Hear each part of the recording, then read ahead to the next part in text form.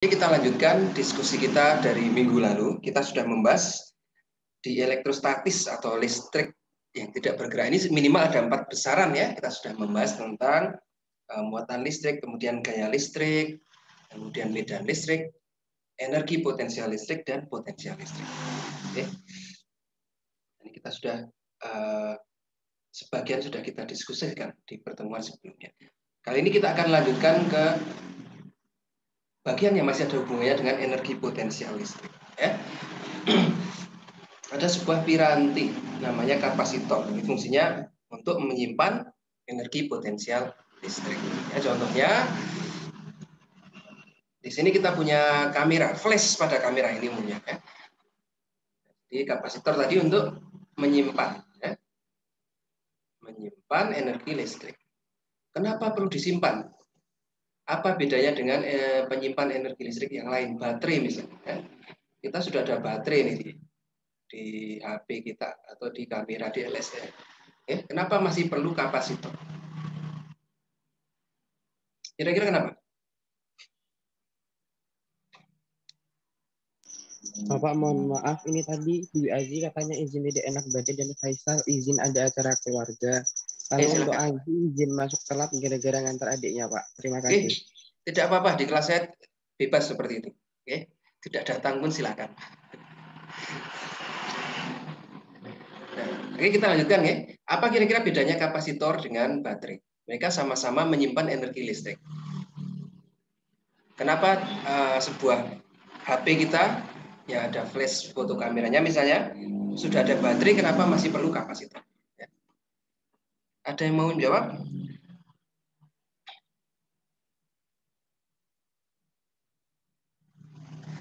Belum tahu karena belum dijelaskan. Oke, kita recap sedikit.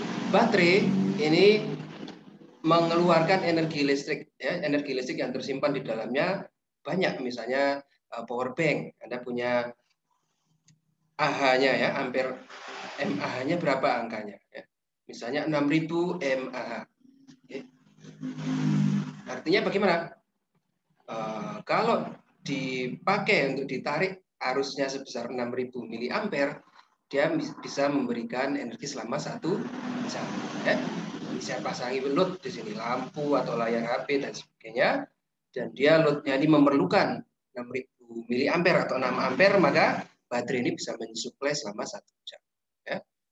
Nah, kalau loadnya 600 miliampere, maka dia bisa mensuplai selama 10 jam. Oke. Nah, ini kalau baterai. Ya. Nah, baterai umumnya maksimum arus yang bisa keluar dari baterai ini terbatas. Ya. Jadi ibaratnya ada kerannya, ukurannya. Oke, kalau kita ibaratkan seperti aliran air, maka dia ada keran di sini ya, pengaturnya. Baterai ini gentong airnya di sini. Nah, ada pembatasnya, kerannya ini yang mengatur maksimum air yang keluar itu berapa. Ya. Jadi lebih diutamakan tujuannya untuk supaya energi listrik ini bisa dipakai dalam jangka waktu yang relatif lama. Ya. Nah, bedanya dengan kapasitor adalah kapasitor ini umumnya digunakan untuk bagaimana supaya energi listrik ini bisa di-deliver, bisa dikeluarkan dalam waktu yang sesingkat mungkin, ya, dalam waktu singkat. Oke, contohnya seperti apa ya? Tadi flash kamera. Anda punya kamera, kita hidupkan flashnya. Ketika moto kan cahaya dari flash itu cuma sebentar ya, tetapi sangat intens, sangat terang. Oke, nah, ini fungsi dari kapasitor. Jadi sesuatu aplikasi apapun yang memerlukan delivery ya, energi listrik dalam waktu yang sangat singkat, ya, energi yang sangat besar dalam waktu yang sangat singkat, maka kita gunakan kapasitor. Ya. Nah, ibaratnya seperti embernya di sini ya. Nah, kapasitor ini menampung dari keran tadi yang harus pelan-pelan menampung 1 ember ya. Nah, ini ngisi, ngecas kapasitornya. Kalau 1 embernya sudah penuh, nah, air sebanyak 1 ember ini Anda bisa siramkan ke teman, ke temannya dalam waktu yang sangat singkat ya, sebanyak air dalam sebanyak itu kita siramkan ya dalam waktu yang singkat. Energi yang besar, waktu yang singkat. Kalau baterai, energi yang besar kita pakai pelan-pelan, sedikit demi sedikit, ya, seperti keran dan ember. Nah itu kira-kira kapasitor. Ya. Oke, ini kita sudah diskusikan kemarin ya, energi potensial listrik itu bagaimana, kemudian hubungannya dengan gaya listrik dan medan listrik bagaimana. Oke, kita sudah sampai ke 4 persamaan utama di listrik statis. Ya. Kalau Anda hafal 1, biasanya yang lain pada ngikut. Oke, kita sudah hafal ini ya. Minimal gaya listrik ini hafal. Ya. 1/4 pi epsilon 0 Q kuadrat per R kuadrat. Oke. Ketika salah satu muatan hilang sebagai muatan tes, maka menjadi medan listrik. Ya. Kalau R-nya yang hilang, maka menjadi energi potensial listrik. Kalau dua-duanya hilang, menjadi potensial listrik. Oke, ini kita sudah bisa harusnya ya. Kemudian kita juga sudah berbicara tentang potensial listrik itu apa yang lebih kita kenal dengan voltase. Ya. Nah, hari ini kita lanjutkan ke kapasitor. Kapasitor itu sebenarnya seperti apa sih? Oke. Nah, ini secara sederhana, konduktor, semua jenis konduktor ya, yang terisolasi. Misalnya saya mempunyai dua buah konduktor, ya, plus Q dan minus Q. Plus Q dan minus Q ini terisolasi satu sama lain, artinya tidak terhubungkan secara listrik, ya, terisolasi dengan jarak D, maka membentuk sebuah kapasitor. Ya, misalnya di yang atas saya berikan muatan positif Q, yang bawah negatif Q. Oke. Maka ada dua muatan yang terpisah secara D, ya, ini menjadi sebuah kapasitor. Oke. Umumnya kapasitor berawal dari konduktor yang muatannya netral. Ya. Saya ini awalnya netral, kemudian saya ambil satu elektron dari sini. Saya ambil satu elektron, saya taruh di konduktor yang sebelahnya, sehingga ini menjadi bermuatan negatif, yang sini bermuatan positif. Ya. Nah, ini namanya ngecas HP, charging. Nah, ini charge kapasitor, bukan ngecas HP, tapi ngecas kapasitor. Artinya sama, mengambil satu elektron dari satu konduktor kita tempatkan di konduktor lain. Ya. Maka kita punya besaran yang namanya kapasitansi. Oke. Kita sebut sebagai C, kapasitansi. Kapasitas dari sebuah kapasitor. Intinya apa? Berapa sih banyaknya elektron tadi yang bisa disimpan? Ya. Ini awalnya konduktor 2 netral ya. Saya ambil satu elektron di sini, saya titipkan di sini. Saya ambil lagi elektron dari sini, saya taruh di sini. Saya ambil lagi sini. Ya. Ini kapasitansi ini menentukan berapa banyaknya elektron yang bisa diambil dari sini atau berapa banyaknya elektron yang bisa ditaruh di konduktor sebelahnya. Ya. Q untuk setiap tegangan, ya, untuk setiap tegangan. Okay. Karena tadi ini menjadi positif dan negatif, maka akan muncul di sini tegangan listrik. Ya. Nah, misalnya E dulu, medan listrik. E keluar dari positif dan masuk ke dalam muatan negatif. Okay. Nah, kalau ada E, maka V-nya bagaimana? Hubungannya apa E dengan V? E itu Q-nya hilang 1, V Q-nya hilang, R-nya hilang, maka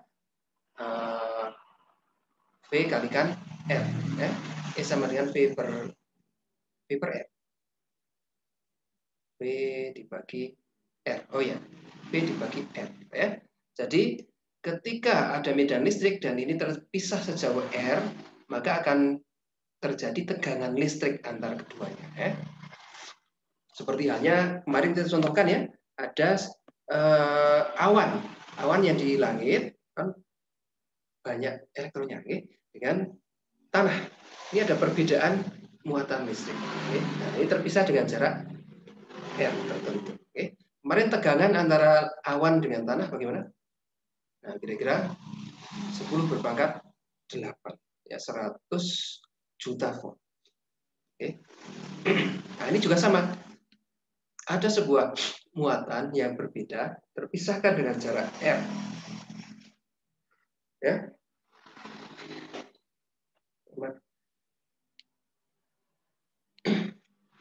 Terpisahkan dengan jarak sebesar R, maka kita dapatkan voltase di antara keduanya. Oke.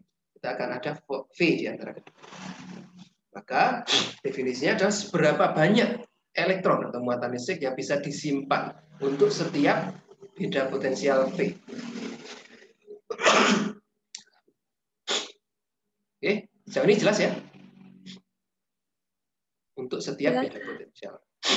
Oke, kita sebut sebagai kapasitansi. Kapasitansi kita beri satuan farad. 1 farad adalah 1 coulomb yang terpisah dan dipisahkan oleh beda potensial sebesar 1 volt. Nah, nilai kapasitansi kita bisa hitung dengan mencari beda potensial antara kedua ini, ya, yang diakibatkan oleh penambahan muatan Q. Kemarin dari hukum Gauss bagaimana kita dapatkan? Kalau ada dua buah plat tak terhingga, yang sini positif, yang sini negatif, maka kita bisa dapat buat namanya kurungan Gauss, ya, bahwa di luar sini adalah 0, di luar sini juga 0, di dalam ini menjadi 2E, ya. Maka bagaimana kemarin? Di hukum Gauss-nya? Masih ingat tidak?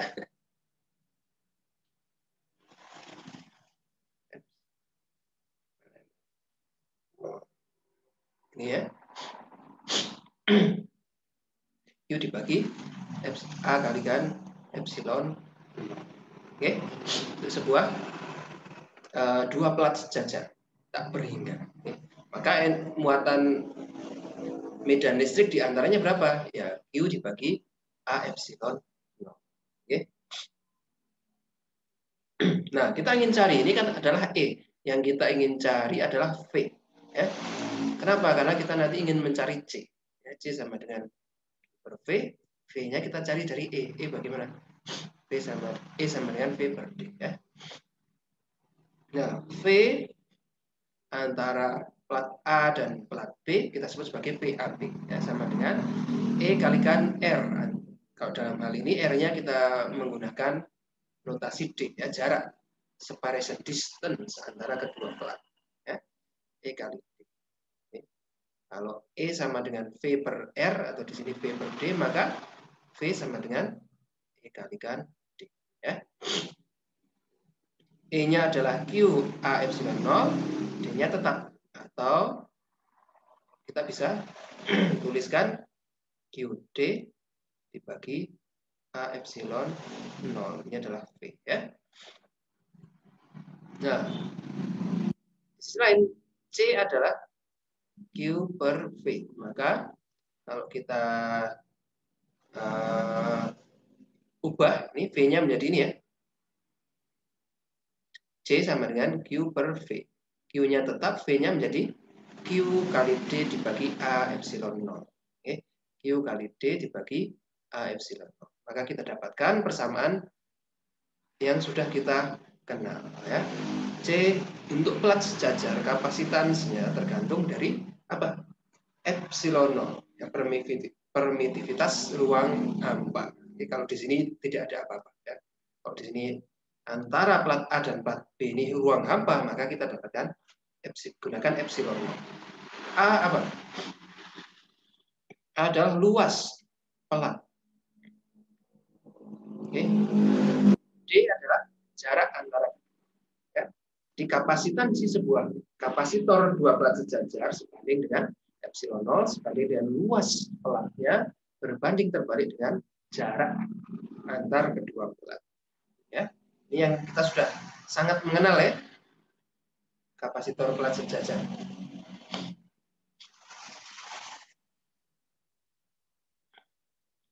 Oke. Nah, selain dari plat sejajar ada beberapa jenis kapasitor yang lain. Misalnya bentuk lingkaran. Ya. Jadi konduktor luarnya ada sebuah bola Di luarnya juga ada sebuah bola konduktor. Oke.